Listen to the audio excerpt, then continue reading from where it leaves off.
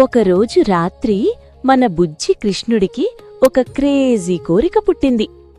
ఆకాశంలో ఉన్న చంద్రుణ్ణి చూపిస్తూ, అమ్మా, నాకా చందమామ కావలసిందే అని పట్టుపట్టాడు. చంద్రుడు భయపడ్డాడు.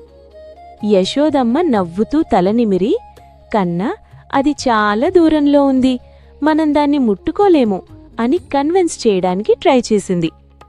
కాని మన చిన్న కృష్ణ వింటే కదా, వెంటనే ఏడవడం స్టార్ట్ చేసి నేలమీద కూర్చుని మారాన్ చేశాడు. అమ్మకి పాపమనిపించి దగ్గరికి తీసుకుని గట్టిగా కౌగిలించుకుంది.